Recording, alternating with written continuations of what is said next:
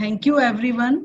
आप लोग जितने भी लोग अभी तक आए उन वो सब लोग टाइम पे आए हैं and we value your time and we really appreciate your time and so yes this is the question. सबके दिमाग में है कि अभी कोविड कोविड करके बहुत हो गया, अभी how to grow further.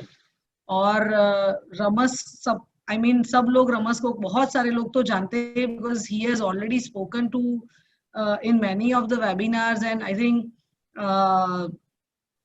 Last जब मैंने फिगर देखा था तो I think he has spoken in this COVID more than 5,000 people he has spoken.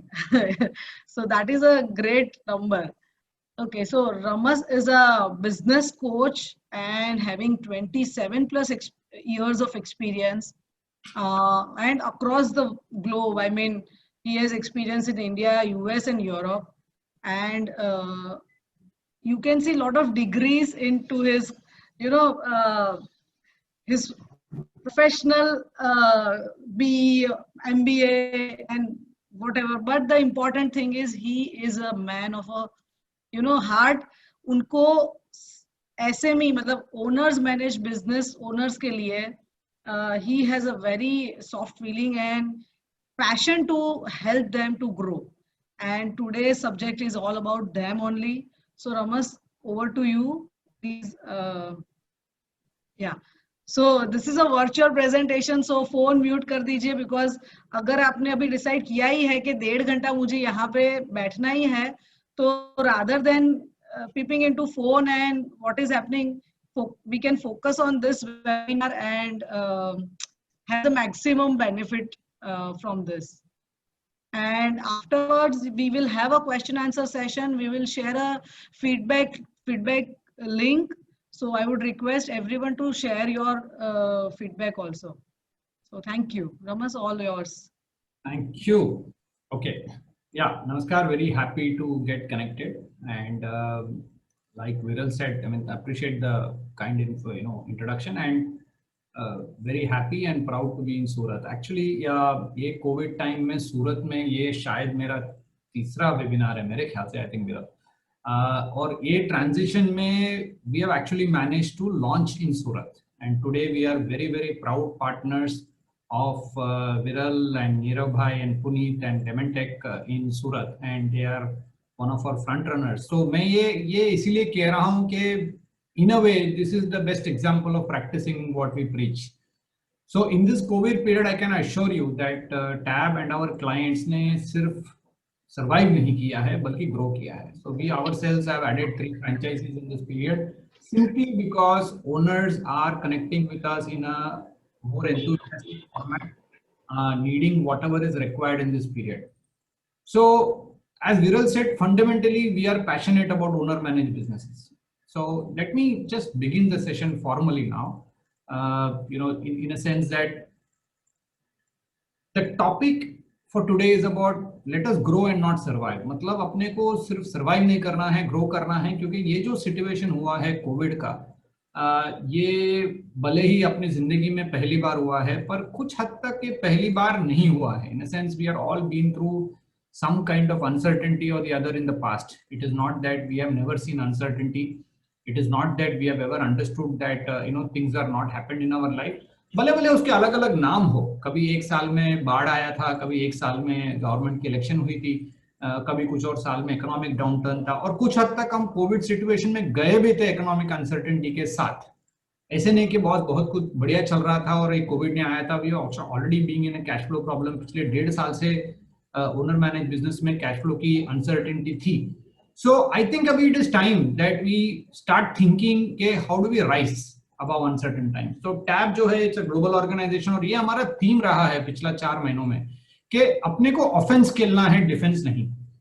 In fact ये अपनी स्ट्रेटेजी है, गेम्स में होता है. इनफैक्ट कभी एक आज आईपीएल शुरू हो रहा है तो maybe it's a good time to say अगर 6 बॉल बचा है और अपने को 14 रन या 18 रन चाहिए तो you know what, there is only one way, we have to play offence. वैसे भी हारना है लेकिन जीतने की गुंजाइश तो बहुत बढ़ती है अगर हम खेले तो, या कुछ हद तक विकेट बढ़ाना है पर लास्ट 6 बॉल में फर्क नहीं पड़ता. सो इन दैट सेंस एक्चुअली जब ये डिफिकल्ट सिचुएशन शॉर्ट टर्म हो तो इट मेक सेंस कि बस एक बॉलर है, 2 ओवर बचा है, चलो भैया खेल के निकाल लेते हैं। लेकिन अगर अनसर्टेनिटी ज्यादा वक्त तक है और अनसर्टेनिटी अपने को डिफॉल्ट लगता है, तब डिफेंड करना and waiting that the uncertainty will go away is not a good idea. So if at all anything, जब भी कोविड शुरू हुआ और आज तक एक चीज बहुत क्लियर है कि भले नाम हम कुछ भी दे दें इसको, ये जो अनसर्टन पीरियड है वो सर्व होना ही है। There is going to be one period where everything will become better. Let us face it, and already things have started becoming better for many people. But things have started becoming better for people who have done something during the COVID. It has not become better for everybody in the same industry. So it has become better for people who did something in the COVID situation, and that is the whole idea.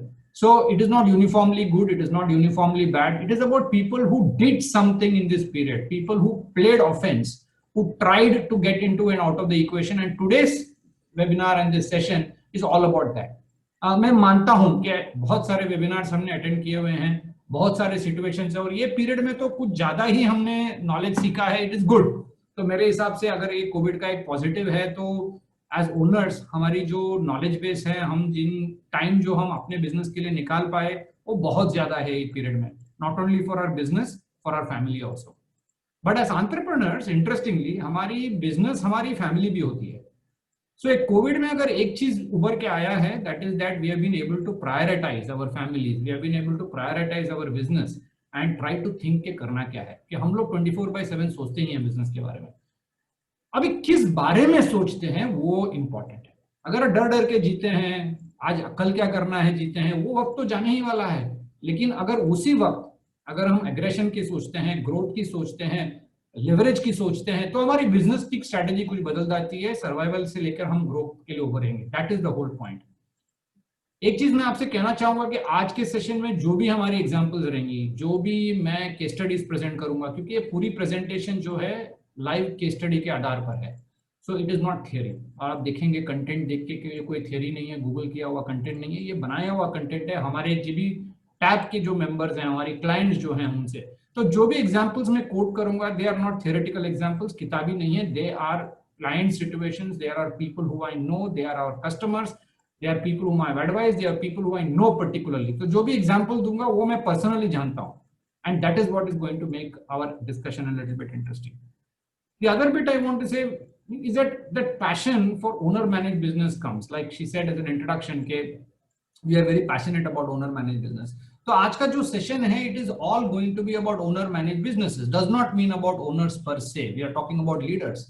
That could be owners, it could be senior team members, it could anybody who's deciding how the business should go, who is able to strategize about the business. But the business culture is one of owner managed businesses, where an entrepreneurship, owner managed business is something that can respond very fast.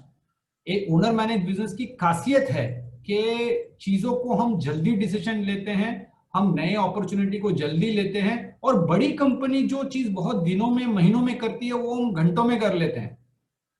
That brings me back this topic. Therefore, अगर ऐसी situation में बड़ी कंपनियां जो कुछ करेंगी as SMEs, as entrepreneurs, as owner manage business, अगर हम अजाइल नहीं रहे, हम इस अपॉर्चुनिटी को आगे नहीं बढ़ाएं और सिर्फ सर्वाइवल की सोचे और ग्रोथ की ना सोचे, तो ये बोट हमारी मिस हो जाएगी, बस निकल जाएगी।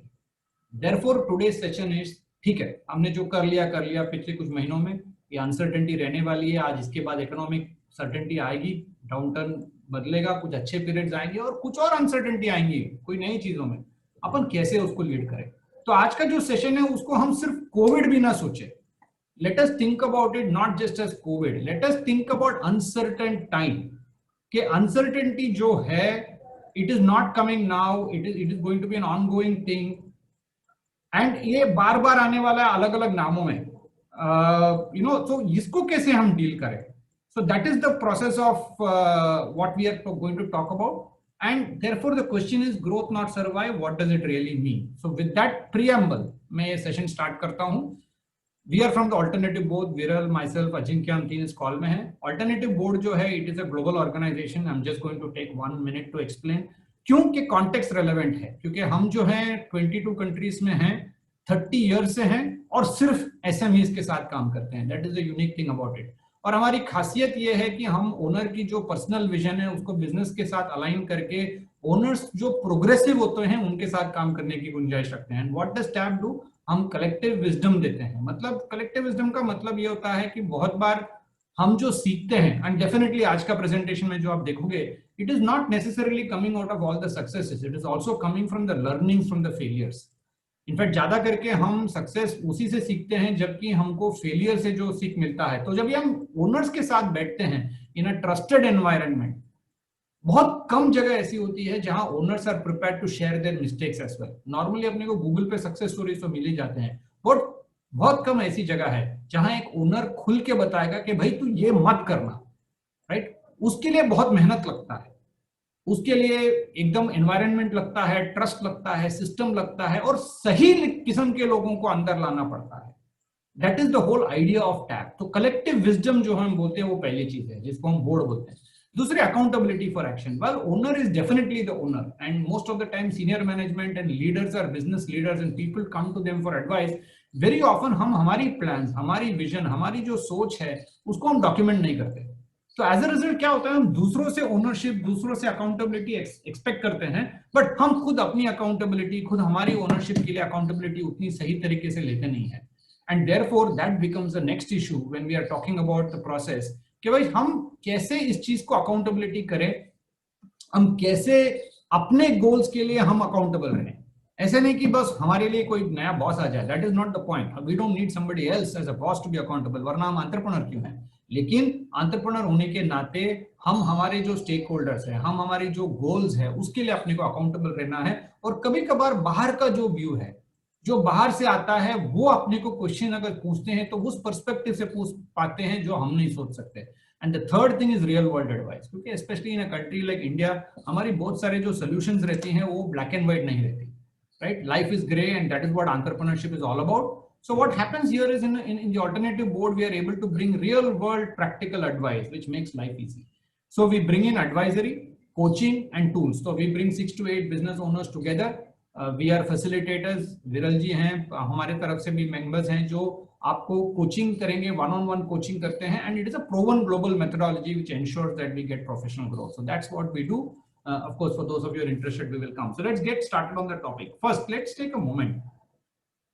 ऐसी सिचुएशन में पहली बात तो ये है कि पावर ऑफ कलेक्टिव एक्शन हमारा होप है। मतलब ये एक अच्छा अपॉर्चुनिटी ऐसा है, जबकि नॉर्मली अगर हम ट्रबल में हैं और दूसरे ट्रबल में नहीं हैं तो हमारी प्रॉब्लम एक्चुअली दुगना बढ़ जाता है।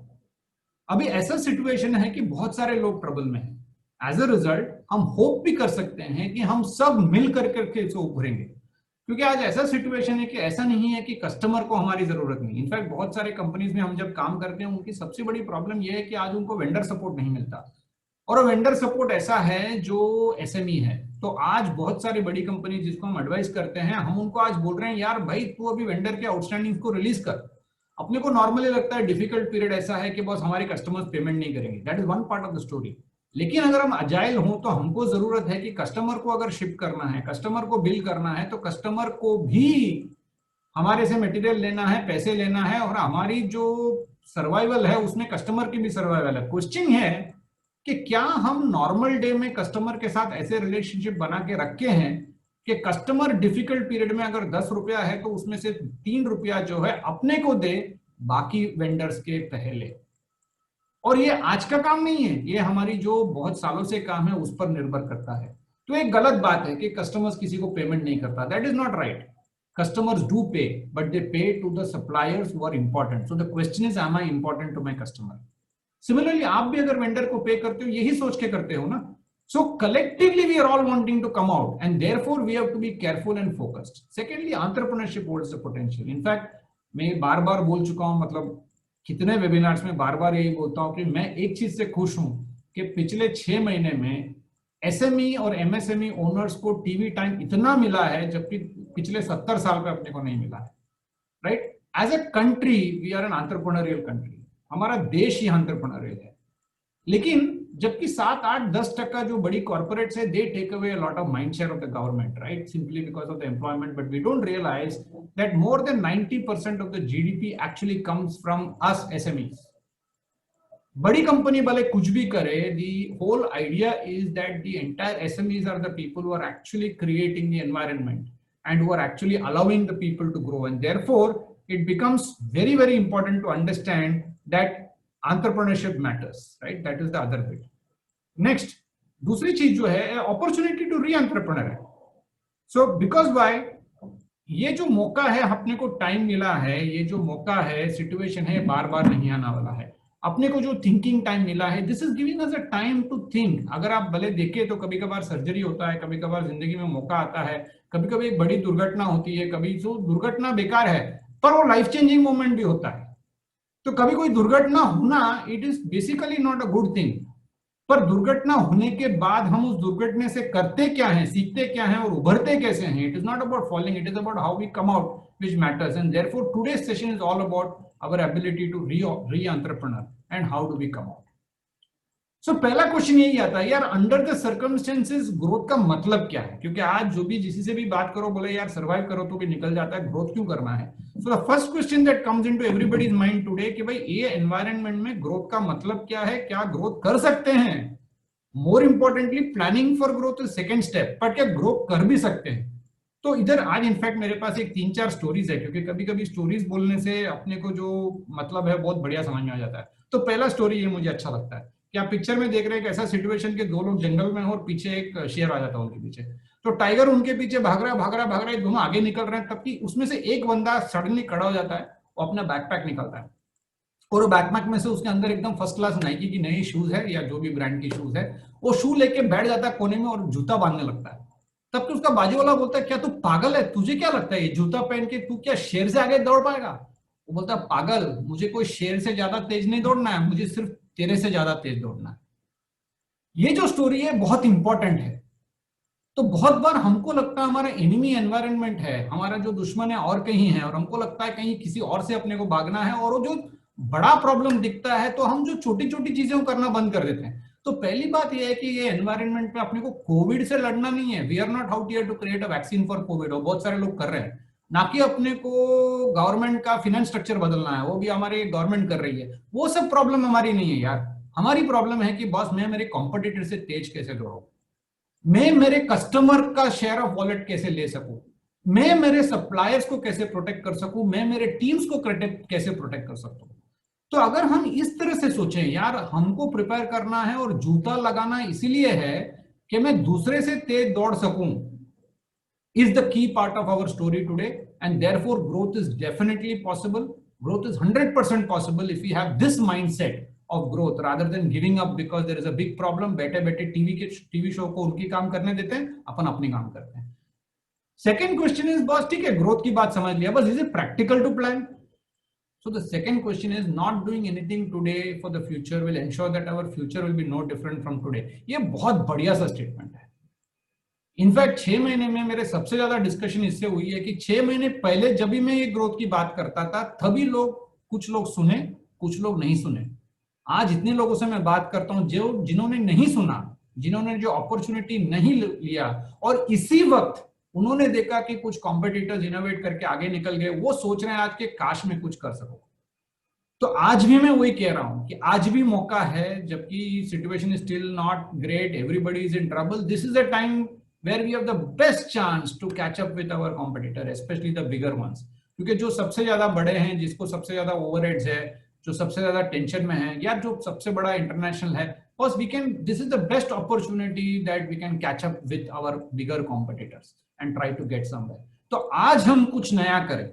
Let us do something different today so that our future is different, is the purpose of this. Therefore, today we are going to talk for the next 20-25 minutes on planning for growth. So पहली बात तो है कि growth तो we have to do, and I said growth is not about becoming the world's best person today. Growth is about becoming better than competition. Second, we need planning, right? We definitely need to plan, because without planning it becomes impossible for us to sort of get anywhere. So it is without the plan, I think it becomes very, very impossible for us to get going wherever we want. And therefore the question of today's session is 3 important questions I'm going to answer. First, why are we needing to grow? मतलब ये 3 question बहुत important है. Why are we needing to grow? Second is what do we need to do to grow? So it becomes very important to know कि बस practically करना है. और तीसरा how, मतलब चले भले पता चला कि क्यों करना है, पता चला क्या करना है. The third is very important कि बस कैसे करना है. अगर ये 3 की क्वेश्चन आंसर करे तो बाकी 2 क्वेश्चन कंप्लीटनेस के लिए है कि वेयर एंड हु तो वेरी क्लियर है भाई, अपने को भी करना है. So the answer of who is important because there is no substitute. Who has to do it? We have to do it. Ultimately it is my business, I have to do it. Second, where I have to do it? Here, wherever I am. वैसे भी lockdown है यार, जाएंगे कहां? We have to do it here. And when have we to do it? The answer is about, now. तो भले वो 3 question का आंसर निकल गया, मुझे करना है, यहां करना है, अभी करना है, बट बचा ये 3 क्वेश्चन के बस क्यों करना है, क्या करना है और कैसे करना है. So we will focus on these 3 questions and try to answer it very good. So the first question is why. So ये मेरी सेकंड स्टोरी है, शायद आपने देखा होगा. इनफैक्ट ये जो स्टोरीज मैंने ली हुई है वो काफी सारे व्हाट्सएप वगैरह से ही ली हुई है, ताकि मैंने इसीलिए लिया है कि ये सब चीजें हैं जो हमको पता हो. पर कभी कभार ऐसी आती है स्टोरी जो हमको बहुत कुछ एक डीप मीनिंग समझा जाती है. मुझे ऐसा है एक स्टोरी ये लगा कि भाई it said that we are all in the same storm but we are not in the same boat. ये मुझे बहुत बढ़िया लगा कि भाई कोविड का सिचुएशन है, भले फैमिन हो, फ्लड हो, कुछ भी हो, we are all in the COVID situation, there is no doubt. पर हम एक ही जहाज में नहीं है. तो नॉर्मली इंग्लिश में हम बोलते हैं we are all in the same boat, we are all in the same boat. That is a lie. We are not in the same boat, we are all in the same storm but we are in our own boats. Ultimately वही storm जो है किसी के लिए एक opportunity है, किसी के लिए एक स्ट्रेंथ है, किसी के लिए एक वीकनेस है. पर अल्टीमेटली ये स्टॉर्म के बाद कौन जिएगा? वो जिसने अपने बोट को संभाला है, जिसका बोट स्ट्रांग था, या बोट स्ट्रांग ना भी हो तो फ्लेक्सिबल है, पर कुछ ना हो, वो बोट बंद करके बैठ नहीं गया हो, कुछ ना कुछ किया हो, वो लोग बाहर निकलेंगे. So the first thing why we have to grow, the answer is very simple. COVID is same for everybody, पर हमारा जहाज हमको बचाना है. And therefore, let us look at the Indian market opportunity now. So, over a period of time, the Indian economic base and global opportunity are definitely set for growth. There is no doubt कि अगर दुनिया में कहीं पर भी रहे, I think the best place to be in India is in India today. Because in fact, I keep telling this कि बाद बाहर गांव जाओ तो आज कोई भी वो बाहर आके हमको एक ही बोलता है. When I travel abroad, बहुत सारे हमारे क्लाइंट्स हैं, हम उनके साथ जाते हैं. तो the first question they ask, यार तुम एक्सपेंशन यहाँ क्या कर रहे हो? यार basically you have to be in India because that is where the growth is going to happen. So in spite of this situation, the economic base is growing, global opportunities are coming. I won't just say China और anything like that, those are all smaller issues, but in general the Indian economic base is most certainly ready to grow and it's an opportunity for us to grow. The second and the third points are important. एक चीज है कि बहुत जगह है, headroom मतलब बहुत जगह है हमारे ऊपर. किस चीज के लिए? इनोवेशन करने के लिए, डिजिटाइजेशन करने के लिए, सर्विस को मिक्स अप करने के लिए, सप्लाई चेन इंटीग्रेशन. में जरा एक्सप्लेन करता हूं इस चीज को. क्यों? क्योंकि आज इंडिया में थोड़ी मार्केट मैच्योरिटी कम है. तो मार्केट मैच्योरिटी कम होने से और काफी हद तक केओस है. इनफैक्ट हम बाहर देखें, सिंगापुर देखें, यूके देखें, जर्मनी देखें, यूरोप देखें, आज उनकी लोगों को इतनी आदत पड़ चुकी है कि गवर्नमेंट टेक केयर करता है, उनकी लेबर लॉस इतनी स्ट्रिक्ट है, उनकी एनवायरमेंटल लॉ इतनी स्ट्रिक्ट है कि किसी को आप बोलो 10-12% ग्रो करने को तो वो तो चेयर से गिर जाएगा. बिकॉज उनके लिए 2%, 4%, 5% ग्रोथ बड़ी बात है. वेयर हमारे यहाँ उल्टा है, हमको कोई बोलता है 20-40% ग्रो करो यार, तो सोचता कम है. क्यों? बिकॉज अपॉर्चुनिटी है ग्रो करने के लिए. तो ग्रो कौन करेगा वो अगर सिचुएशन है. तो इनोवेशन करने के लिए बहुत जगह है. आज आप देखोगे ई बिजनेस, इंटरनेट. इनफैक्ट आज मैं बोलूं तो today I was in a presentation of webinar of venture capitalist. I M on the NASSCOM panel. तो हम तो रेगुलरली बहुत सारे स्टार्टअप्स देखते हैं, राइट. और आज एक कंपनी से मेरी बात हुई थी, बोले पिछले 1 महीने में उन्होंने 100 करोड़ का इन्वेस्टमेंट लगाया है 12 कंपनियों में. तो हम बोलते हैं मार्केट में पैसा नहीं है. यार हमारे पास वैल्यू प्रोपोजिशन नहीं है तो कोई पैसा देने को तैयार नहीं है ना. लेकिन अगर आपके पास पैसा बनाने का तरीका है तो पैसा आपको ढूंढ ढूंढ के आता है. क्योंकि इसी कोविड सिचुएशन में 650 करोड़ उन्होंने इन्वेस्टमेंट लगाया हुआ कंपनीज में. And 63 new startups have been paid this money. And this is only one venture capitalist I am talking about, जिनके बोर्ड में मैं था और बात कर रहा हूं. तो बहुत सारे अपॉर्चुनिटीज है. क्या मेरे पास वो इनोवेशन है, आइडिया है, is the question. Second is digitisation. आज इंटरनेट की वजह से बहुत सारे बिजनेसेस बढ़ गए. इनफैक्ट ये जो डाउनटर्न में आप देखेंगे सिचुएशन, और हमारी कस्टमर्स की एग्जांपल लेखूं तो कोई स्कार्फ्स वाले हैं, कोई फूड इंडस्ट्री में है, कोई फार्मास्यूटिकल इंडस्ट्री में, उन्होंने अपने प्रोडक्ट की पैकेजिंग, उन्होंने अपनी प्रोडक्ट की रीच, उन्होंने मोबाइल एप्लीकेशंस बना के जिस तरीके से डिजिटल को यूटिलाइज किया. आज हम सब बिना सोचे जूम पे हैं. मतलब जो आदमी पहले फेस टू फेस मीटिंग, और मैं ऐसे जगह से बात करता हूं हमारे कंट्री में, आपको पता है कि बहुत सारी स्टेट्स ऐसी हैं, बहुत सारी जगह ऐसा है जहां फेस टू फेस मीटिंग के अलावा कोई बात भी नहीं करेगा. पर कल हमारी एक मीटिंग हो रही थी, आज मेरी कोचिंग जो है, ये 63-year-old person with son who wants to get into the business, 22 साल का, कल उनको 27 लाख का इन्वेस्टमेंट करोड़ का इन्वेस्टमेंट करना था, 27 crore. He wanted to know कि भाई मैं इन्वेस्टमेंट इस टाइम पे करूं कि नहीं करूं। और नॉर्मली अगर मैं जब तक उनके ऑफिस में नहीं जाता, ऐसे कस्टमर्स मुझे कभी भी बात नहीं करते हैं। आज ना मैंने उनको देखा, उन्होंने ना देखा है। कल हमारी पहली कोचिंग सेशन शुरू भी हुई because of digitisation.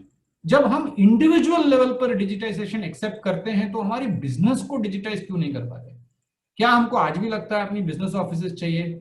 Haven't we learned? TAP के एक एग्जांपल देता हूं आपको। हमारे आज 18 कस्टमर्स हैं जो अपनी ऑफिस की जो रेंटल और एक्सपेंसेस जो है वो आज बंद करने की सोच रहे हैं, क्योंकि जो चीज जो कभी भी उनको लगा कि डेलीगेट नहीं हो सकता है, आज बढ़िया चल रहा है। मेरे हिसाब से ओनर्स, और हम टैब में ये बार बार करते हैं कि जो आज सबसे बेस्ट बेनिफिट मेरे हिसाब से जो ओनर्स को मिला है, और बहुत सारे कोचिंग सेशंस और सेशंस उनके साथ करते हैं कि रिव्यू कैसे करें। मेरे मन का जो भूत सवार था कि लोग मेरे पास नहीं है तो काम नहीं करेंगे, वो भूत कैसे निकाला गया, क्योंकि काम बड़ा है। And I can tell you 80% of our customers in this period have increased their turnover, they have not decreased it, and therefore with the same team sitting wherever they are, right? So how can that be possible, right? Service mixes, हमको लगा था कि पहले आज जो customers AMC free expect कर रहे थे, आज उनकी सर्विस रेवेन्यू बहुत बढ़ गई, जो इक्विपमेंट मैन्युफैक्चरर्स में, जो ट्रेडिंग में है, जो नए नए सर्विस ऑफरिंग देख रहे हैं, सप्लाई चेन इंटीग्रेशन। क्या मैं सोच सकता हूं कि जो मेरी मार्केट की एग्रीगेशन है मैं उसको बड़ा कैसे सकता हूं? पर ये सब भी छोड़िए, मेरे हिसाब से आज के सेशन में अगर एक चीज पे ध्यान दे तो हिडन जेम। पता है कि मैं बात कर रहा हूं ऐसे शहर में जहां gems are in a big need out there, but if you see here from a market special, I couldn't avoid the title, but lot of hidden gems are SMEs, right? In my opinion, hidden gems ऐसा है कि आज India की जो SME की market capitalisation और exit valuation है, ये तो ना के बराबर है। मतलब हम जब भी बिजनेस चलाते हैं, बहुत बार ओनर सोचते नहीं है यार मेरे बाद अगर ये बिजनेस किसी को बेचना हो तो कौन खरीदेगा, और अगर मेरा नेक्स्ट जनरेशन ये बिजनेस में आना नहीं चाहता है तो क्या मेरे 30, 40, 50 साल की मेहनत है उसकी कोई भी वैल्यूएशन नहीं मिलेगी? और ultimately depreciated value of machinery, I mean that is completely unnatural ना। तो आज बाहर में, राइट, टैब के एग्जांपल ही लेता हूं, तो टैब में on an average 70% of the members SME ना, हम तो सिर्फ एसएमई के साथ काम कर सकते हैं, उनकी बिजनेस बिकती है, भले उनके बच्चे खरीदे या कोई और खरीदे। लेकिन इतने साल काम करने के बाद अगर एक ओनर को एसेट वैल्यू ना मिले, अपने को घर की एसेट समझती है, अपने को बाकी सब चीजों इन्वेस्ट की एसेट समझती है ग्रोथ की, पर बिजनेस ग्रोथ की एसेट अपने को समझता नहीं है, क्योंकि हम बिजनेस को उस हद से चलाते नहीं है कि मैं निकलूं तो कोई और बिजनेस को चला सके। तब हमारी बिजनेस की वैल्यू होती है, और इंडिया में उस चीज की जो अपॉर्चुनिटी है वो बहुत ज्यादा है अगर हम कर सके तो। Therefore the market reality is, India में आज बड़े और छोटे के गैप में बहुत अंतर है। तो इंडिया में जो सबसे बड़े बड़े लोग हैं जो अच्छे कर रहे हैं, और उसके अलावा जो छोटे हैं वो भी अच्छे कर रहे हैं, बीच में जो कॉटअप है वो सबसे ज्यादा रिस्क है। So I want all of us in this listening to me to think कि यार आपसे बड़े तो बहुत सारे आप बता पाएंगे, आपसे छोटे और बहुत सारे लोग बोलते हैं यार मैं प्राइस वॉर में फंसा हूं। इनफैक्ट जब भी आपकी प्रोडक्ट प्राइस वॉर में फंसा है तो आपको ये सोचना है कि कहीं ना कहीं आप कस्टमर को वैल्यू नहीं दिखा पाए, इस पॉइंट नंबर 1। पॉइंट नंबर 2, कहीं ना कहीं आप बड़े कस्टमर के इतना ब्रांड या वैल्यूएशन नहीं दे पा रहे, और छोटे जब भी आप थे, जो ओवरहेड्स की जो आपको लेवरेज थी वो आज घट गई है, क्योंकि आपने अच्छे पीरियड में ऑपरेटिंग एक्सपेंसेस बढ़ा लिया है। सो एसेंशियली कंपटीशन बढ़ गया। ऐसे हम कुछ पैरासिटामोल की तरह बात करते हैं कि बस हम मार्केट को ब्लेम करेंगे, कंपटीटर को ब्लेम करेंगे, कस्टमर को ब्लेम करेंगे, एनवायरनमेंट को ब्लेम करेंगे, भले वो सब कोई चीज मान्यता ही नहीं रखती, क्योंकि इसी वक्त कोई और तो अपने से भला कर रहा है। इनफैक्ट जब भी हम बिजनेस में घुसे, right, I don't know how many of you are first generation, second generation और थर्ड जनरेशन, जो भी फर्स्ट जनरेशन एंटरप्रेन्योर बिजनेस में घुसा, ऐसा नहीं कि तभी कंपटीशन नहीं था, तब भी हम हमारे कॉम्पिटिटर से कुछ ज्यादा अच्छा कर पाए और कस्टमर से बिजनेस निकाले, आज भी वही कर रहे हैं। तो कहीं ना कहीं हमारी बिजनेस लाने की क्षमता जो है वो घट गई है, और उसका कॉन्सिक्वेंस इज प्राइस। तो अगर प्राइस वॉर होता है उसका ये मतलब है कि वो सिम्टम है, price war is not the root cause. हम कॉम्पिटिटर्स को तो मार नहीं सकते यार, हम अपने आप को बेटर कर सकते हैं, अपने कस्टमर के आगे कॉम्पिटिटिव बढ़ा सकते हैं, और पॉसिबल है, जो जैसे मैं आज बात करूंगा। सो वो क्या करना है, and therefore finally I want to say that अगर ओनर, नॉर्मली मैं सबसे ज्यादा कस्टमर से बात करता हूं, हम जब मेंबर्स के पास जाते हैं, पहले सबसे बड़ा उनका तकलीफ ये रहता है यार मैं day to day fire fighting में स्टक हूं, मैं बिजनेस तो बहुत सारी चीजों के लिए स्टार्ट किया लेकिन आज मैं फंस गया हूं, राइट? मेरे लिए ये जो शब्द है ये कंपटीशन से भी कहीं ज्यादा खतरनाक है। अगर हमको लगता है कि मैं आज फंस गया हूं बिजनेस में, और अगर मुझे लगता है मेरे को फायर फाइटिंग से टाइम नहीं मिलता है, that is the root cause of the problem, nothing else is. तो अपने को सोचना है कि ये कोविड एक अपॉर्चुनिटी देयरफॉर है, कि Covid is real but it is also an opportunity to re-entrepreneur. As I promised in this beginning, this session is about re-entrepreneuring. मतलब ऐसा एक शब्द है कि मुझे नहीं पता है, पर मुझे री-एंटरप्रेन्योर करना है। क्या मौका है कि बहुत इस सिचुएशन से मैं कुछ नया सोचूं, कुछ अलग करूं, and that is what growth means, and that is growth is possible. So we are always possible to grow. In fact resources या पैसे की कभी भी लिमिट नहीं है, अगर आइडिया हो तो पैसा खुद पीछे आता है।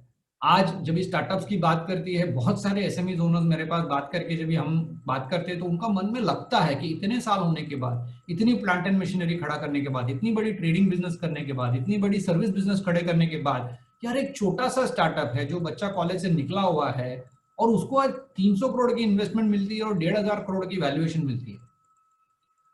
मेरे ख्याल से ये जो इंडिया में हो रहा है पिछले 10 साल में, आईटी की वजह से, इन्वेस्टमेंट की वजह से, ये सबसे बड़ा हो रहा है, क्योंकि दैट इज द चेतावनी to all of us SME owners, जो पहले हमारी कम्युनिटी की बात करते थे, आज नई कम्युनिटियां बन रही हैं। It is not our caste system that matters anymore. आज स्टार्टअप की कम्युनिटी बन रही है, राइट? आईटी इंडस्ट्री की कम्युनिटी बन रही है, राइट? तो नई कम्युनिटी बन रही है, सोच की कम्युनिटी बन रही है। तो आज हमको जो कम्युनिटी चाहिए, that is the thinking community, and therefore we are making decisions. So ultimately, resources are not the constraint. It is the policies that we make. हम बार बार एक पॉलिसी शब्द यूज करते हैं, मुझे वो थोड़ा डर लगता है, क्योंकि पॉलिसीज गवर्नमेंट पे छोड़ते हैं। बिजनेस का पॉलिसीज मतलब मेरी ओनर की जो चॉइसेस है, मेरी जो मैनेजमेंट टीम की चॉइसेस है, मेरी जो लीडरशिप की चॉइसेस है, क्योंकि हम ब्लेम किसी और को नहीं कर सकते। सो इंफ्रास्ट्रक्चर इन्वेस्टमेंट, लाइक कल मैं जो बोला था, एक कस्टमर आके बोलता है यार मुझे 25 करोड़ का इन्वेस्टमेंट करना है, do I put it in this और do I invest in systems and processes और डू आई डाइवर्सिफाई, क्या मैं एक्सपोर्ट मार्केट के लिए जाऊं? हाँ, ये वाजिब क्वेश्चन है। और वो बोल रहा है 6 महीने पहले जब मैं इन्वेस्टमेंट का अप्रूवल मिला, उसके बीच में आज तक 2 और कॉम्पिटिटर ने प्लांट लगा लिया है। So the question is, infrastructure investment जो करना है वो भी हमारी चॉइस है, प्रोडक्ट्स हमारी चॉइस है, इंडस्ट्री हमारी चॉइस है, क्या हमें यही इंडस्ट्री में रहना, आगे बढ़ना है? प्रोफेशनलाइजेशन एक चॉइस है। हमको 12 लाख रुपए में किसी को लाने में बहुत तकलीफ होती है, लेकिन हम फंस जाते हैं, क्योंकि फिर हमारी जो मार्केट की कीमत 1.5 करोड़ की है, अगर मैं बाहर काम करता और समझो मार्केट सैलरी मेरी 60 लाख की होनी चाहिए या 1.5 करोड़ की होनी चाहिए, आज मैं वो 12 लाख का काम कर रहा हूं, और वो 12 लाख भी मैं हर महीना ले नहीं पाता हूं। इनफैक्ट साल की बात करूं तो भी मैं अपनी सैलरी ले नहीं पाता हूं, क्योंकि मैं आज अपने से कहीं लेवल नीचे काम कर रहा हूं, क्योंकि मुझे प्रोफेशनलाइज नहीं करना है। वो भी मेरी डिसीजन ही तो है, मेरी चॉइस है। तो उल्टा है, प्राइस मिलने के बाद आप प्रोफेशनलाइज नहीं कर सकते हो, प्रोफेशनलाइज करने से प्राइस मिलता है, वो इन्वेस्टमेंट अपने को करना पड़ता है, और इन्वेस्टमेंट करने वाले को ही हम ओनर कहलाते हैं। तो that is my choice. Supplier mix, leadership team, जब मैं मेरे अपने बेटा या बेटी को अंदर लाऊं, राइट, तो मैंने जो डिफिकल्टी ली है, बहुत बार हम सोचते हैं कि मेरे बेटा या बेटी वो डिफिकल्टी में नहीं जाए, लेकिन अगर वो डिफिकल्टी में नहीं जाए तो वो बिजनेस शायद संभाल भी नहीं पाएंगे। आज ऐसे हम फैमिली बोर्ड चलाते हैं, जहां हम फादर या अंकल या चाचा जो भी है उनके लिए भी टैब बोर्ड चलता है, क्योंकि बहुत बार एक क्वेश्चन आता है कि बच्चे या अच्छे आना नहीं चाहते। तो मैं सोचता हूँ सही है यार, हमने अपने बच्चे को पढ़ाया है, हमने अपने बच्चे को बाहर गाँव भेजा है, तो अगर वो वापस आए तो उनको लगना चाहिए कि जो हमारी कंपनी है उसमें उनकी करियर बढ़ेगी। तो क्या हमने हमारी कंपनी को उनके लायक बनाया? पहले तो बिना पढ़ाई करके हमको लगा था बेटा बिजनेस के लायक हो, लेकिन मैं तो बोलता हूँ यार, आज अगर हम मैनेजिंग डायरेक्टर हो तो मेरा एक सबसे बड़ा केआर है, हमको केआर बहुत बढ़िया लगता है, तो सबसे बड़ा केआर एक ओनर का ऐसा होना चाहिए कि बस मैं मेरी बिजनेस को ऐसे लायक बनाऊं कि मार्केट से या फिर मेरा नेक्स्ट जनरेशन बिजनेस में आना चाहे। And therefore I want to say that why का जो आंसर है, उसका सबसे बड़ा ऑब्स्टेकल हमारा पास्ट और सक्सेसेस है, हमारी खुद की पास्ट और हमारी सक्सेसेस जो है बहुत बार हमारी लिमिटेशन बनती है। मैं एग्जांपल देता हूं। For example, there are some businesses जहां बहुत प्राउडली बोलते हैं यार 80% of my business comes from repeat customers, और मैं पहले ही टेरिफाइड हो जाता हूं। मैं तो बोलता हूं कोई भी धंधे में अगर 20% से ज्यादा, 20 भी बहुत ज्यादा है, पर अगर कोई भी बिजनेस में 20% के ऊपर रिपीट कस्टमर्स है तो बिजनेस बहुत थ्रेट में है। We have to be really worried. Today आज ऑटोमोटिव बोलिए, कोई भी बोलिए, कोई भी इंडस्ट्री जिसमें लॉयल कस्टमर्स, वो हम अच्छे तरह से बोलते हैं लॉयल कस्टमर्स, पर वो लॉयल शब्द निकाल देते हैं, रिपीट कस्टमर्स बोलते हैं। अगर 20% से ज्यादा हो तो मतलब I am dependent on my customer, my customer is not dependent on me. और अगर कस्टमर मेरे पे डिपेंडेंट है तब जाके, तो मेरा क्वेश्चन हमेशा यही रहता है, यार ये मत बोलना कि ये कस्टमर का कितना परसेंटेज, ये कस्टमर तुम्हारा बिजनेस में कितना परसेंटेज है, तुम मुझे बताओ कि तुम तुम्हारे कस्टमर के कितने परसेंटेज हो। फिर पता चलता है यार मैं 3% हूं कस्टमर का। जब आप 3% के हो तो कमोडिटी बन गए। So the question is, having too many repeat customers is not necessarily a pride. Yes, you must not lose them. I'm not saying therefore kick away your customers. I'm saying rather become big enough so that your big customer becomes a smaller percentage with the same level of service, क्योंकि customer भी चाहता है कि हम बढ़े. Similarly, loyal employees. Of course, loyal employees are great. पर कभी कभार क्या होता है कि जो सीनियर मैनेजमेंट टीम है, जो लीडर्स है, हम जो ओनर्स हैं, हम अटेंड करते हैं ऐसे वेबिनार, वर्कशॉप्स, पढ़ते हैं, आगे बढ़ते हैं, दुनिया देखते हैं, एग्जीबिशन जाते हैं, हमारी सोच बढ़ती रहती है, लेकिन हम इन्वेस्ट नहीं करते एम्प्लॉइज में। तब तो वापस आके पता चलता है कि हमारी ड्रीम बढ़िया है पर वो हमारे साथ जुड़ नहीं सकते और ये लेवल तक आ नहीं सकते, और आज हम बिजनेस को इतना बड़ा नहीं बनाए कि बाहर से एम्प्लॉय ला सके, इसीलिए हम फंस गए। तो कभी कभार लॉयल एम्प्लॉयज ऐसे होते हैं जो बाहर के लोगों को अंदर आके सक्सेसफुल होने ही नहीं देते। Similarly owner involvement, owner proudly रहता है कि वो सबसे बड़ा फर्स्ट एम्प्लॉय बन के रह जाता है। कस्टमर हमेशा चाहता है कि ओनर से बात करे और कभी कभार ओनर को उसमें बहुत भाव मिलता है। डेंजर ये प्रॉब्लम है कि जब तक ओनर बिजनेस में इन्वॉल्व रहता है, वो ओनर से आगे बिजनेस बढ़ ही नहीं सकता है। Similarly industry focus, I know for example there are towns in India which are entirely driven on an industry, whether it be diamond industry, textile industry, it could be automotive industry, it could be machine tool industry. कुछ हद तक अच्छा है पर कुछ हद तक बहुत डेंजर है, क्योंकि there is always benefit in having a deep industry focus, but it also means that if that industry goes into recession, by default we are going to die. And therefore the question is, are we thinking for ourselves? So these are the opportunities. and मैं जो example आप पे जो भी बोल रहा हूँ सब रियल लाइफ एग्जांपल है, और ऐसे एग्जांपल्स मैं कहीं दे सकता हूँ जो हमारी सबसे बड़ी, इनफैक्ट हमारी एंगेजमेंट में सबसे ज्यादा जब कोई मेरा कोचिंग के लिए आता है, जो वो अपना टॉप 3 स्ट्रेंथ्स बताता है, I can tell you in 90% of the cases वो उनकी सबसे बड़ी वीकनेसेस है। तो मैं आपको भी इन्वाइट करता हूं, आप आपके बिजनेस के टॉप 3 स्ट्रेंथ्स लिखिएगा आज वेबिनार के बाद, और सोचिएगा कि वो जो 3 स्ट्रेंथ है, वो 3 स्ट्रेंथ आपको इस कोविड सिचुएशन में काम आया है कि नहीं। अगर वो 3 स्ट्रेंथ आपको इस कोविड सिचुएशन में काम नहीं आया तो शायद वो स्ट्रेंथ नहीं है, शायद वो आपकी वीकनेस है। आपको शायद वापस सोचना है, शायद कुछ नया सोचना है, और मैं उम्मीद करता हूं कि आगे की जो अपनी डिस्कशन है उससे कुछ नया सोचने का अपने को कुछ आइडियाज मिले। तो इजी तो नहीं है, इनफैक्ट जब व्हाट बोलने वाला हूं मैं उस टाइम पर बोल रहा हूं कि इजी नहीं है, सिंपल है, समझने में बहुत सिंपल है। जो भी मैं आज बोल रहा हूं आपको 100% पता होगा कि मैं जो बोल रहा हूं कुछ नया नहीं बोल रहा हूं और नया बोलने की कोशिश भी नहीं कर रहा हूं। जो मैं बोल रहा हूं बहुत प्रैक्टिकल है, बहुत रियल है, बहुत सिंपल है, बट इजी नहीं है। इनफैक्ट मैं हमेशा एग्जांपल देते रहता हूं। अपने को पता है यार योग करना है, यार योगा में जाके बोलते हैं ब्रीदिंग सीखो, और ब्रीदिंग एक ऐसी चीज है जो जिंदगी भर करते हैं, लेकिन सही ब्रीदिंग करना is not easy. So business करना अपने को आता है, लेकिन सही बिजनेस करना इजी नहीं होता। And therefore we all want to grow, but growth does not mean the same for all. In fact the next concept that I am going to say, मेरे लिए वो सबसे इंपॉर्टेंट है। तो वापस मैं एक स्टोरी पकड़ता हूँ, एक वर्ल्ड वॉर की स्टोरी है, जहां ये प्लेन आप देख रहे हो, ये प्लेन ऐसी थी जिसमें जो भी रेड स्पॉट देख रहे हैं आप, वो सब प्लेन्स में छेद होकर के, बुलेट होल्स होकर के वापस आए। तो ऐसा स्टोरी है, ये सही है कि नहीं that doesn't matter, but the story is interesting कि वर्ल्ड वॉर 2 में ये जो प्लेन्स गई थी बहुत बार होल्स होकर वापस आई। तब इंजीनियर्स को बोला, इंजीनियर्स तो लॉजिकल है, तो उन्होंने पूरा रूट कॉज एनालिसिस करने को शुरू किया। हम भी करते हैं ना कभी कभार के पास अपने बिजनेस में इंप्रूवमेंट करना है, we are very happy to do improvement, लेकिन फंडा ऐसा है कि भाई इंप्रूवमेंट क्या है वो नहीं समझते। सो इंप्रूवमेंट तो बोले क्या, तो बोले प्लेन्स में जहां जहां होल्स आए, बुलेट होल्स आए, तो वो एरिया में सबसे ज्यादा बुलेट होल्स लगता है, तो अपने को वो एरिया को स्ट्रॉन्गर बनाना है। ये तो लॉजिकल है ना कि भाई जहां जहां छेद हो गई है बॉडी में, वहां तो ये स्ट्रॉन्गर बनाना है। तब एक बंदे ने बोला, अरे भाई सोचो एक मिनट, ये जो प्लेन्स है यहां सब छेद होने के बावजूद ये प्लेन्स उड़ करके वापस आए, मतलब बाकी जो जगह है वहां पर छेद होने के वजह से वो प्लेन्स गिर गए, पायलट्स मर गए। क्या आपको पता है जो प्लेन्स मर गए कहां बुलेट होल्स लगी? Actually 99% they will be in the areas which are not in this plane, क्योंकि सर्वाइव होकर के ये प्लेन आई, इसको और भी स्ट्रेंथन मत कीजिए। This is the point I am trying to make, which is called focus. तो हमारी बिजनेस में हमको बहुत बार लगता है बड़ी कंपनीज में जो है हम कॉपी करेंगे, ईआरपी लगाना, ये करना, वो करना, हमारी जो इंप्रूवमेंट इनिशिएटिव्स है एक एसएमई ओनरशिप में, बहुत बार हम दूसरों को कॉपी करने की सोचते हैं। प्रॉब्लम ऐसा है कि क्या जो बड़ी कंपनी आज कर रही है, क्या वो बंदे ने वो किया जो मेरी साइज की हो? उसका आंसर ढूंढना बहुत जरूरी है।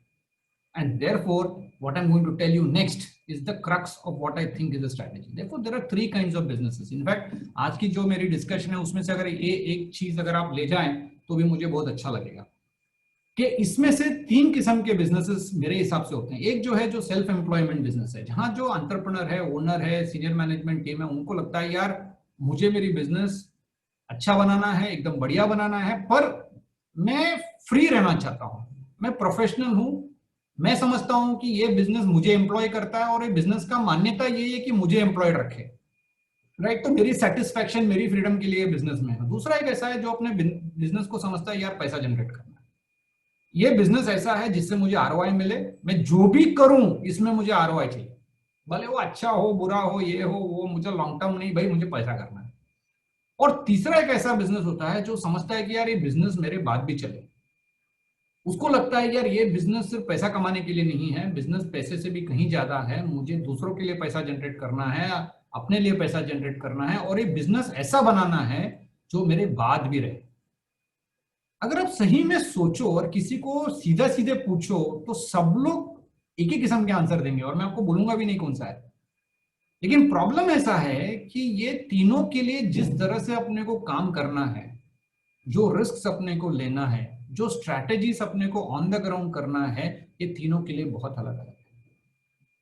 हमारी एक्सपीरियंस में one of the things that we do in TAB with all our customers is we do something called personal vision, और उसके साथ हम बिजनेस विजन जोड़ते हैं। एक एग्जांपल ऐसा है कि फादर जो है वो 25 साल से बिजनेस में है, वो स्कार्व्स में है, ट्रेडिंग कर रहे हैं, एक्सपोर्ट बिजनेस में है। सिचुएशन आया था कि 100, 150, 200 करोड़ का बिजनेस है, पर पिछले 5 साल से बहुत तकलीफ में है।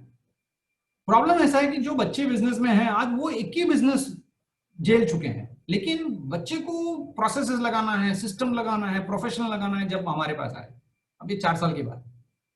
हमारा तो पहला डिस्कशन उसमें से ये निकला कि भाई अगर बिजनेस पैसा नहीं बना रहा है, बिजनेस की कमोडिटी हो चुकी है, तो उस बिजनेस को प्रोफेशनलाइज करके उल्टा आप और घाटा करोगे, क्योंकि professionalisation does not necessarily mean generating more revenues. अगर कमोडिटी बिजनेस है उसको कमोडिटी की तरह चलाना है, अगर आपको प्रोफेशनलाइज बिजनेस करना है, मे भी शायद आपको डाइवर्सिफाई करना पड़ेगा। और वहां से पता चला कि यार ये बिजनेस में अब इतनी कंपटीशन हो गई है कि शायद मुझे इससे ज्यादा मार्जिन मिलने वाला ही नहीं है, क्योंकि डिफरेंशिएशन नहीं है। अब वो बिजनेस नई फुटवेयर में घुसे हैं जहां पर वैल्यू है, फुटवेयर में डिजाइन की कीमत है, पिछले 3 साल से प्रोफेशनल तरीके से चला रहे हैं, बहुत पैसे बना रहे हैं। तो क्या होता है कि it is not about applying the same logic, अरे मुझे बड़ा कंपनी बनाना है, चलो सिस्टम डालो, ईआरपी डालो, ऐसा नहीं होता। क्वेश्चन इज बॉस मुझे बिजनेस कहां करना है, तो मेरी कस्टमर, मेरी वेंडर, मेरी बिजनेस और मेरी थिंकिंग सब अलाइंड होनी चाहिए इस गोल के साथ। देयरफॉर ये एक चॉइस है। अगर सेल्फ एम्प्लॉयड हो तो मुझे सेटिस्फैक्शन, फ्रीडम चाहिए, मुझे क्लियर है। वेल्थ जनरेशन तो चाहिए, मुझे पर्सनल वेल्थ करना है, कहीं ना कहीं मैं पैसे बिजनेस से निकालूंगा और एक्चुअली मेरी पर्सनल वेल्थ बढ़ाऊंगा। लेकिन अगर मुझे वैल्यू स्केल करना है, यार वो कंपनी की जो एम्बिशन है वो मेरे से भी बड़ी है, एक्चुअली मैं वो एम्बिशन का गुलाम हूं, that is the way one has to think and make it big. तो इसमें से अपने को क्या करना है, ये कोई राइट और रॉन्ग वे नहीं है, that is the important part. पर हॉनेस्टी इज वेरी इंपॉर्टेंट। मैं आपको आज ये भी सोचने बोलूंगा, आज अगर एक चीज अगर आप करो, ये सेशन के बाद क्वाइटली बैठो और हॉनेस्टली सोचो कि आप बोलते क्या है, इसमें से आपको क्या लगता है, लेकिन हमारी जो काम है वो किस ढंग से चलता है। अगर वो अलाइनमेंट अगर हो तब जाके अपने को बिजनेस में से कुछ मिलता है, अपन कुछ कर सकते हैं। तो इसमें सही गलत नहीं है, लेकिन इंपॉर्टेंट है कि जो हम चूज करते हैं हमारी एक्शंस उसके साथ रहनी है। तो मैं तो एक्शंस पे फोकस करता हूं। तो जो सेल्फ एम्प्लॉयड है वहां पर फोकस जो है ओनर और की टीम मेंबर्स पे है। मतलब जो बिजनेस चलता है वो ओनर के दम पे, ओनर के डोन पे चलता है। और यहां पर स्पेशलाइजेशन बहुत इंपॉर्टेंट है कि मैं इतना डीप जाऊं उस बिजनेस में। We have to be thinking constantly कि बस इस बिजनेस में मैं नई स्किल्स क्या निकाल सकता हूं, मैं कस्टमर के साथ और क्या कर सकता हूं। और मेरी जो ग्रोथ है वो कस्टमर के साथ डीपर एंगेजमेंट में आता है, ज्यादा वैल्यू देने में आता है, कस्टमर के साथ लॉयल्टी बढ़ाने में आता है, क्योंकि the product is me, there is no other product, I am the product and that is okay. आप देखेंगे बहुत सारे प्रोफेशनल सर्विसेज फर्म्स हो, लीगल फर्म्स हो, चार्टर्ड अकाउंटिंग फर्म्स हो, डिजिटल मार्केटिंग फर्म्स हो, एडवर्टाइजिंग फर्म्स हो, मैनेजमेंट कंसल्टिंग फर्म्स हो, बहुत सारे ऐसे हैं और बहुत सारे बिजनेसेस भी ऐसे हैं। आप आर्किटेक्ट की बिजनेस देख लीजिए, आप जो छोटे एसएमई मशीन टूल्स जो मशीनिंग करते हैं, कलाकार लोग होते हैं। कभी कभार जो बंदे को इंजीनियरिंग करना पड़ता है, आपने आपके शहर में गुजरात में देखिए, किधर भी कोयम्बतूर देख लीजिए, राजकोट देख लीजिए, बहुत सारे बिजनेस ओनर्स ऐसे हैं, लुधियाना, जिनको बहुत पैशन है इंजीनियरिंग में। दे डोंट केयर पैसा बनते में बनते। हमारा एक कस्टमर है जो सीमेंस को भी बोलता है, देख यार मैं ये स्टील वापरूंगा, तू भले जो पैसा दे ना दे, it is not about your specifications, but मैं ये स्टील स्पेसिफिकेशन से हटूंगा नहीं, अभी लेना है ले, नहीं तो मत ले, क्योंकि कलाकार आदमी है। फंडा ऐसा है कि जो आदमी ऐसा काम करता है, उसकी जो स्ट्रैटेजीज है, उसकी जो चॉइसेस है, वो उसके साथ अलाइंड होना चाहिए, क्योंकि भले वो प्रॉफिट बने कैसे ना बने, वो कस्टमर एंगेजमेंट के साथ ही मिल सकता है। It will not come by going into a commodity product. Second is wealth generation. ये ऐसा ओनर है जिसको पैसे से मतलब है। यहां पर प्रोडक्ट्स और ऑफरिंग पे ध्यान देना चाहिए। I am not the key person. The products तो ज्यादा करके ट्रेडिंग ऑर्गेनाइजेशंस जो है, जो क्विकली अजाइल रहते हैं, जिनको प्राइस कॉम्पिटिटिव एडवांटेज पे बनता है, जो आरओआई देखते हैं, जो पैसा कितना जल्दी घुमाता है उस पर उनको पैशन है, और देखते हैं यार भले बिजनेस में से ये चलता हो, मुझे फर्क नहीं पड़ता यार, ये चले ना चले, कुछ दिन नहीं चले, बट पैसा बना लिया, अभी नया करता हूं। तो इधर जो है एजिलिटी, मतलब स्पीड, एग्रेशन और रीच। तो फॉर एग्जांपल ये जो डाउन साइड में, जो डाउन टर्न में है, वापस प्रैक्टिकल एग्जांपल, हमारे जितने भी कस्टमर्स है उसमें 80% नहीं, मैं तो 95% कस्टमर बोलूंगा, पहले 1.5 महीने में मास्क, सैनिटाइजर और भले आप 10 और चीज है जो मेरे ख्याल से आप सबने भी सोचा होगा, सब लोग हमारे पास लेके आए।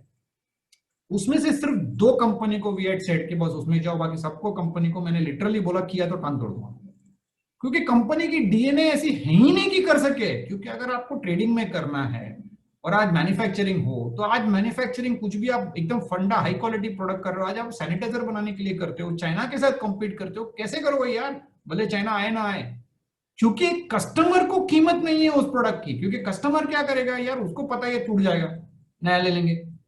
तो भले आप क्वालिटी, तो जब क्वालिटी की बात करते हैं, बहुत बार अपने को लगता है my product should be the best quality. अरे बढ़िया फंडा है, your product should be of the right quality that your customer appreciates. अभी बेस्ट क्वालिटी होता क्या है यार, हम तो कोई जिंदगी में ना बेस्ट खरीदते हैं ना बैड खरीदते हैं, वो प्राइस के हिसाब से सही क्वालिटी खरीदते हैं। तो कुछ प्रोडक्ट्स ऐसी है जहां पर बेस्ट क्वालिटी की गुंजाइश ही नहीं है, जरूरत भी नहीं है। तो अगर मेरी डीएनए सेल्फ एम्प्लॉयमेंट हो, मैं बहुत कलाकार आदमी हूं, तो मुझे वो इंडस्ट्री में घुसना ही नहीं चाहिए। ये जो इंडस्ट्री है, फॉर एग्जांपल फैब्रिकेशन कंपनी है, उनकी फैब्रिकेशन अभी बिजनेस ऑब्वियसली नए प्लांट्स करते हैं। आज हमारे देश के नंबर 1 है जो नए प्लांट्स की सेटअप करते हैं, तो पूरी प्लांट सेटअप करते हैं वो। ऑब्वियसली अभी नया प्लांट्स तो एकदम बंद पड़ा है। अभी वो बंदा सोच रहा था करें क्या, अभी उसका लड़का है जो यंगस्टर है, जो हमारा क्लाइंट है, तो बातचीत में ये निकला कि he was also thinking of what to do, similar idea कि बस क्या करें। In this period that man came out with innovative product, क्योंकि जो father is example is fabrication, the youngster loves to do innovation. तो आज उन्होंने in fact last 2 month back आप ब्रांडिंग भी देखोगे, स्वच्छ बॉक्स करके लॉन्च किया, यूवी बॉक्स। मेरा उसको एक फंडा था, मतलब अभी इंजीनियर है ना, अगर ये प्रोडक्ट बना रहा है तो अगला 6 महीना इंजीनियर भूल जा, सेल्स वाला बन सकता है क्या। उसको डिजिटल मार्केटिंग सीखना पड़ा, क्योंकि ये जो पीरियड है जब सेल्स बंदे अपन फील्ड में भेज नहीं सकते, और आपने फर्स्ट क्लास प्रोडक्ट भी बनाया, उसका कोई फायदा नहीं है, क्योंकि प्रोडक्ट बनाते तक फिलिप्स और बाकी लोगों ने भी बना लिया। तो अनलेस आप सोशल मीडिया मार्केटिंग B2B में कुछ कर सको और अपने प्रोडक्ट को मार्केट तक ले जा सको, भले बढ़िया प्रोडक्ट आप बनाओ, वो फैक्ट्री में रह जाएगा। सो अगर आप वेल्थ क्रिएशन टर्न अराउंड का स्ट्रैटेजी है, तो भले आपका पैशन हो इंजीनियरिंग, प्रोडक्ट बेच बनाया और वो प्रोडक्ट कमोडिटी है, तो प्रोडक्ट बेचने के लिए जो स्किल सेट चाहिए वो अपने को अंदर लाना पड़ेगा। क्या मैं कर सकता हूं, is the question. Many times the owner is very very afraid of giving away sales to somebody else, right, the company will not grow. So जब वेल्थ क्रिएशन अगर मेरा गोल है, तो मेरा फोकस प्रोडक्ट्स और ऑफरिंग में होना चाहिए, कॉम्पिटिटिव एडवांटेज, स्पीड चाहिए, और लास्ट वाला जो है स्केलिंग वैल्यू। यहां पर जो है biggest focus should be on business model. जो हम बिजनेस मॉडल की बहुत बार बात करते हैं ना, सो ये बिजनेस मॉडल जो है वो सबसे इंपॉर्टेंट सिचुएशन, ये अगर मुझे कंपनी बढ़, तो यहां पर जो ये मेरा सबसे इंपॉर्टेंट बात है, मैं सोचूंगा आप ध्यान से सुने। पहले सेल्फ एम्प्लॉयमेंट में the product is me, the owner and my talent and my senior team members, मतलब the person is the product. Second, wealth creation में प्रोडक्ट इज द प्रोडक्ट जो हम बोलते हैं। और तीसरा, अगर मैं स्केलिंग वैल्यू करूं, तो my product is my company, not the products, क्योंकि मैं कंपनी को इतना बड़ा बनाना चाहता हूं कि कंपनी की वैल्यूएशन हो। तो फंडामेंटली एज एन एंटरप्रेन्योर अपने को सोचना है या ये तीनों डायरेक्शन में से मेरा क्या गोल है। और बहुत बार जब ये नेक्स्ट जनरेशन आता है, बहुत सारे फैमिली डिस्प्यूट्स आते हैं, बहुत सारे रिलेटिव्स और पार्टनर्स के बीच में अनुभव हो जाता है। For example, we got into an engagement where are two friends into it for 23 years they were in business, but when we got in they were clearly in trouble, suddenly sitting in two cabins, दोनों की internal camera बन चुकी थी, दोनों एक दूसरे से बात कम कर रहे थे। क्यों? क्योंकि इतने सालों के बाद एक बंदे का पिछला बाईपास सर्जरी हुआ था, जो 5 साल के बाद उसकी पर्सनल गोल्स बदल गई है। अब बिजनेस गोल बदलना है कि नहीं, दूसरा पार्टनर एग्रेसिव है। फंडा ऐसा है कि ओनर मैनेज बिजनेस में पर्सनल गोल और बिजनेस गोल का अलाइनमेंट बहुत जरूरी है। तो हम जो वर्कशॉप किए, उनके साथ गोल सेटिंग किया, आगे बढ़ाए। उनका एक पहला सिचुएशन था कि भाई तुम 3 साल काम करो, बिजनेस को काबिल बनाओ कि बिजनेस को बेच सको। और बोला, एक पार्टनर को बोला भाई तू पैसा ले जा, फार्मिंग कर। दूसरा को बोला भाई तू अभी जा, तू वेंचर कैपिटल बन या कंपनी में साथ रहो। और हमने वही किया 3 साल के अंदर। 3 साल जो था, 2.5 साल में हमने बिकवाया कंपनी को। लेकिन उस टाइम पे product was not the product which is there into actually conveyor belt. Amazon के लिए पूरी सिस्टम बनाते हैं। हमको कंपनी को प्रोडक्ट बना के दुनिया की सबसे बड़ी जो मटेरियल हैंडलिंग डिवीजन है उनको बेचने के लिए जो 2.5 साल काम करना पड़ा, वो ओनर्स ने जो 2.5 साल में काम किया, which is very very different from what they would have done if it is wealth generation, what they would have done if it is self employment.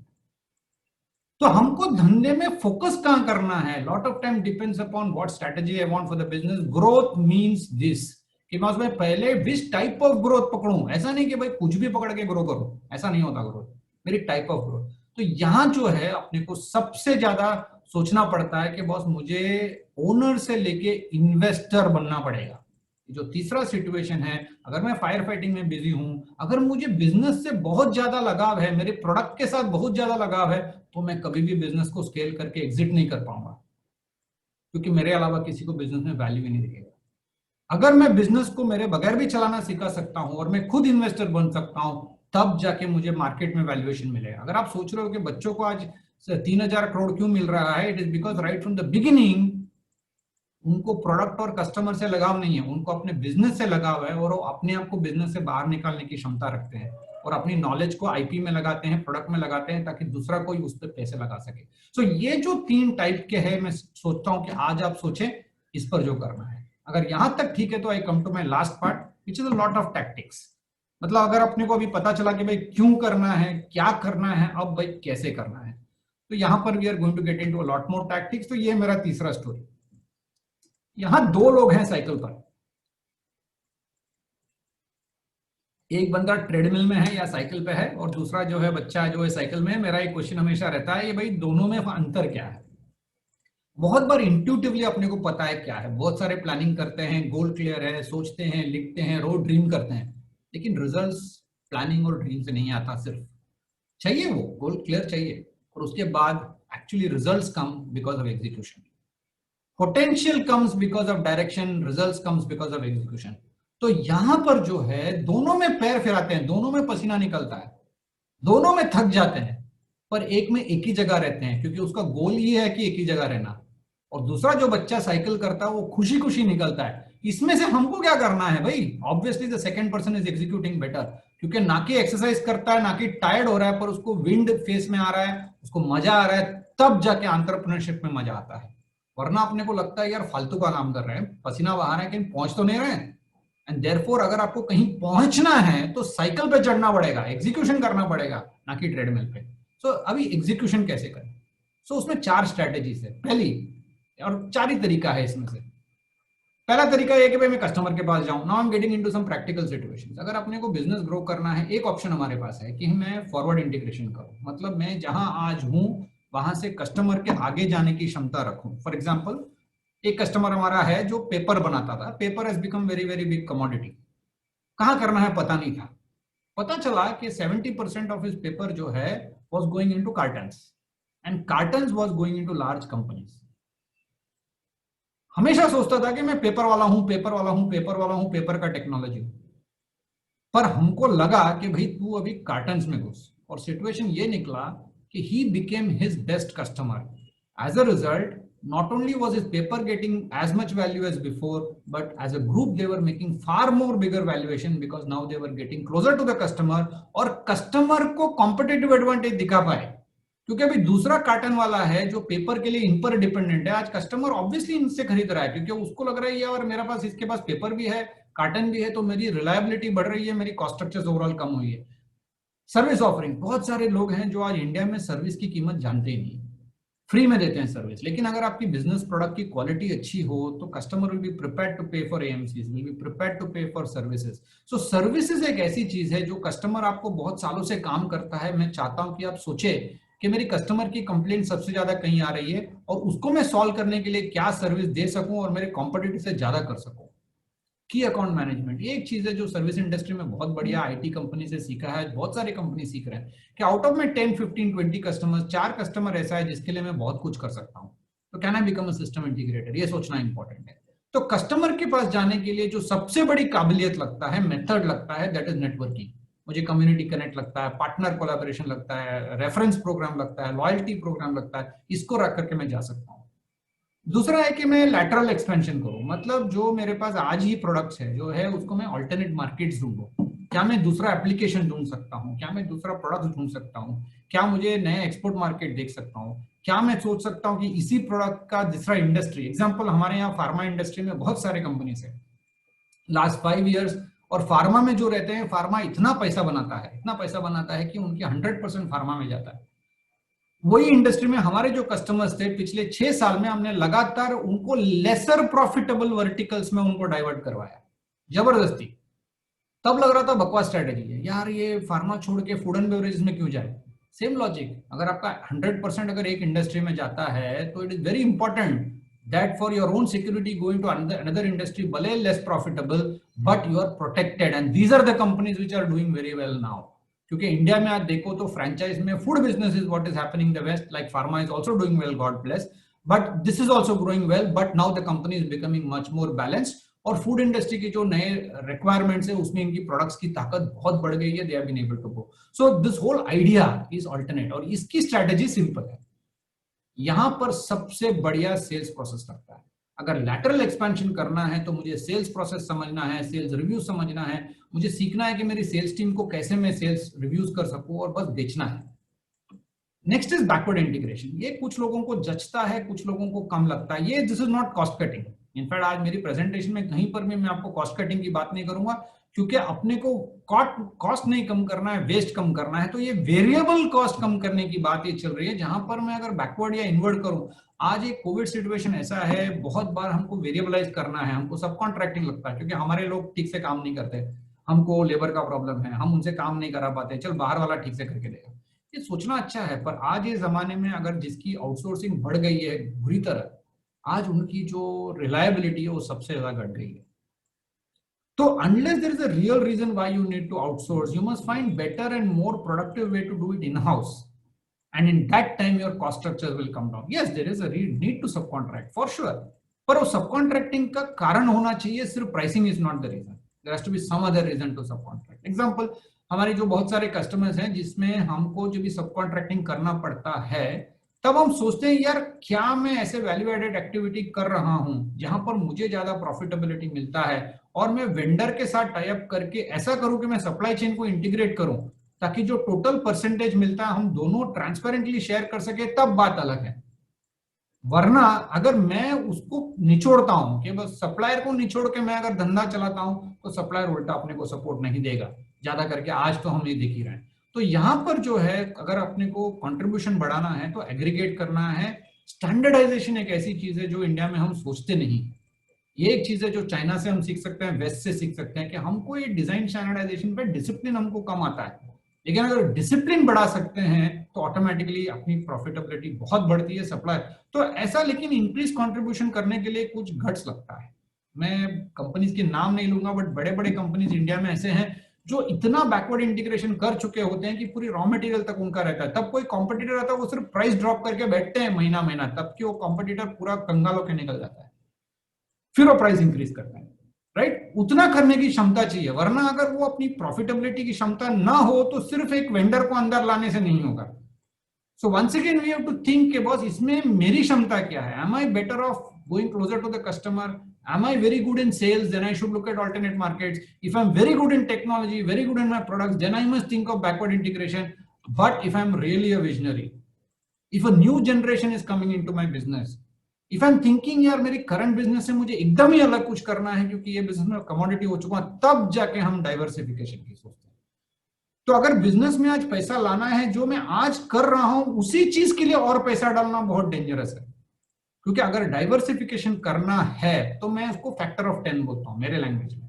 मतलब आपको अपने कॉम्पिटिटर से 10 गुना बेटर होना है और अगले 10 साल तक इसका पोटेंशियल दिखना चाहिए, तब जाके हम डाइवर्सिफाई करें। वरना diversification is the biggest riskiest proposition to grow. यहां पे अपने को इन्वेस्ट करना पड़ता है, मार्केट शेयर पे ध्यान देना पड़ता है, ना कि सेल्स पे। तो अगर अपने को ये डाइवर्सिफाई करना है, बड़ा बनना है, तो सबसे बड़ा इन्वेस्टमेंट है पीपल प्रोसेस सिस्टम। इनफैक्ट अगर मैं एक चीज आज आपके मन में छोड़ूं तो लेट मी टेल यू, अगर एक नया प्लांट आज खड़ा करना है तो भी पैसा मिलने के बाद 6 से 9 महीने में प्लांट खड़ा, कुछ भी प्लांट खड़ा हो जाएगा। लेकिन अगर आप सही पीपल, सही प्रोसेसेस और सही सिस्टम डाल करके कंपनी को अपने बगैर चलने की क्षमता देने की कल्चर की बात करते हो, तो 3, 6, 9 महीने में नहीं बन सकता। क्योंकि that change start from me, it is the most difficult. IT system सिर्फ लगाने से कल्चर बदल नहीं जाता। Yes, IT system is extremely important, पर उसके साथ साथ रिव्यू प्रोसेस, रिव्यू मेथोडोलॉजी, मुझे अकाउंटेबल बनना है, मुझे करना है। तो अगर आपको बिजनेस बहुत बढ़ाना है और आपको लगता है कि नेक्स्ट जनरेशन के लिए बिजनेस खड़ा करना है, तो before you come up with a business plan, please come out with a professionalisation plan. ऐसा है कि अगर आपको कहीं माउंटेन में चलना है, आज हिमालय में आपको जाना है ट्रेकिंग में, तो कोई भी आपको कोच बोलेगा यार पहला 3 महीना खाना पीना, दौड़ना, सीढ़ी चढ़ो, रोज ये करो वो करो, दुनिया भर की चीजें करो, ताकि बेस कैंप तक पहुंचते पहुंचते मर ना जाओ यार, तब जाके ऊपर चढ़ाई होती है। तो सबको हिमालय के ऊपर जाने का रहता है, एवरेस्ट के ऊपर जाने का रहता है, पर फायर फाइटिंग करते करते, मारपीट करते करते हिमालय नहीं चढ़ सकते हो, पहले मसल बिल्डिंग करना होता है। तो अगर आपको बाकी सब करना हो तो चलेगा, लेकिन अगर आपको सही में फ्यूचर के कंपनी बड़ा बनाना है तो पहले प्रोफेशनलाइज करना बहुत जरूरी है। देयरफॉर आपको जाना किधर है? तो प्लीज लेट अस, जब ग्रोथ की बात करें, कोविड सिचुएशन में ग्रो करना है, I have answered the question why, what and how. अगर ग्रो करना है तो पहले अपनी विजन को ग्रो करें, फिर जाके रेवेन्यू आपो आप आ जाएगा। Let us not think about growing revenues. First, let us grow our vision, then the revenues will come. Therefore, in tough times, और ये मैं tough times की बात कर रहा हूं, बाकी टाइम में तो वैसे भी रेवेन्यू बढ़ता रहता है, कभी कभार छोटे बहुत तुक्का लगा के भी कुछ कुछ करके बनता है, और इनफैक्ट कभी कभी इंडस्ट्री के साथ हम बढ़ जाते हैं। लेकिन अगर इंडस्ट्री के साथ नहीं, इंडस्ट्री के बावजूद अपने को बढ़ना है, तब सीक्रेट सॉस लगता है। क्योंकि इंडस्ट्री के साथ बढ़ने के लिए कोई ज्ञान नहीं लगता, कोच नहीं लगता, नॉलेज नहीं लगता, कंसल्टिंग नहीं लगता, हेल्प नहीं लगता, कुछ भी नहीं लगता, राइट? लेकिन इंडस्ट्री के बावजूद, मार्केट के बावजूद अगर अपने को ग्रो करना है, then we need ownership, that is when you need strategy, that is when you need thinking, and that is a true competitive advantage. Therefore some think work, मुझे होमवर्क पसंद नहीं है क्योंकि हम सीनियर मैनेजमेंट है, owners हैं, we are business owners, entrepreneurs, industrialist, senior management team. तो homework की बात ना करें, थिंक वर्क की बात करते हैं। तो मेरे हिसाब से ये 2 चीज अगर आप सोचें, और ये सब जो मैंने अभी तक बात किया है वहीं से ये सब निकलता है, तो अगर आप सोचें तो एक मेरी चोजन स्ट्रेटेजी क्या है, मैंने 3 ऑप्शन दिया था, उसमें मेरी स्ट्रेंथ क्या है और मेरा एग्जिट प्लान क्या है, क्या नेक्स्ट जनरेशन है कि बायर है, क्या है मेरा एग्जिट प्लान, राइट? और मेरी 3 ईयर की बिजनेस प्रॉफिटेबिलिटी ऑफरिंग, तो एक पर्सनल है और एक बिजनेस है। बहुत बार हम बिजनेस की सोचते हैं। I hope today you will understand that business में जो निकलना है वो पर्सनल से शुरू होता है। टैब में हम एक एनालॉजी देते हैं, इनफैक्ट हम सबको बोलते हैं बिजनेस में कि tab is for the owner, tab is not for the business. हम बार बार क्यों बोलते हैं? क्योंकि बिजनेस तो आएगा, पावर देगा, लेकिन बिजनेस जाता किधर है वो हमारी पर्सनल विजन से। And therefore I want to end with this question. मैं तो बहुत बार हमारे इंडियन एंटरप्रेन्योर से बात करता हूं कि एक बहुत क्विक चेक पॉइंट है कि मेरे हिसाब से सबसे बड़ा प्रॉब्लम एंटरप्रेन्योरशिप का ये है कि more often than not business owners को हेल्प मांगना, सपोर्ट मांगना उतना इजीली नहीं आता। In fact they are the people who have become God's gift to mankind. उनको बहुत बढ़िया लगता है कि बस कस्टमर उनके पास आता है, सप्लायर उनके पास आता है, फैमिली उनके पास आती है, एम्प्लॉयज उनके पास आता है, कि ईगो भी बढ़ जाता है, यार सब चीज का सोल्यूशन मेरे पास है। तब उनको लगता है यार मुझे तो कोई और सोल्यूशन जाने का मतलब ही नहीं है, कि मुझे तो सब कुछ मालूम है, अब मैं दूसरे से क्या मालूम। तब उनसे मैं एक चीज बोलता हूं, मैं एकदम ऑनेस्टी के साथ बोलता हूं कि बस एज बिकम प्रोफेशनल। इनफैक्ट ये मुझे किसी और ने बताया था, मेरा एक क्लाइंट ने मुझे बताया, तब मुझे बहुत बढ़िया लगा। बोला रामास, कोई भी प्रोफेशनल ले लो आप, किसी भी इंडस्ट्री में एंटरप्रेन्योर छोड़ के उनको कोच रहता है।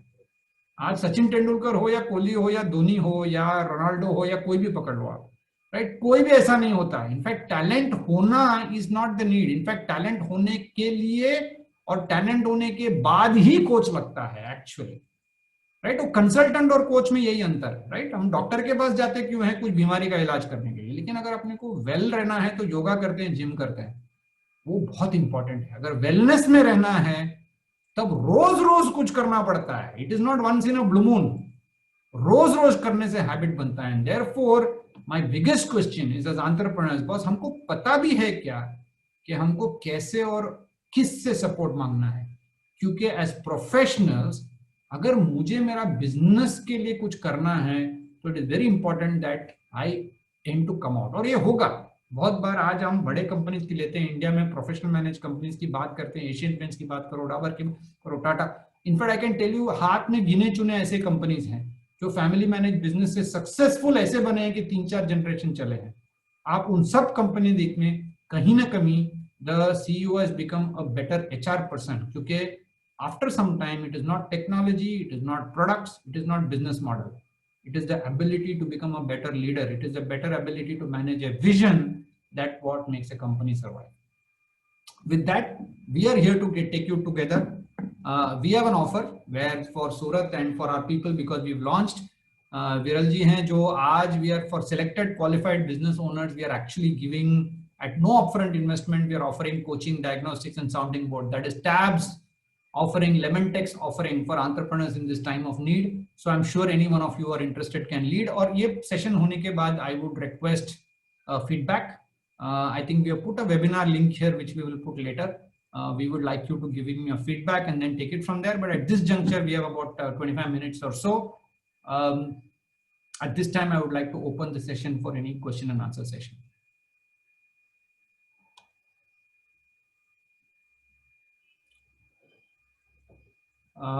So Viral, do you have anything to add on to what is being said?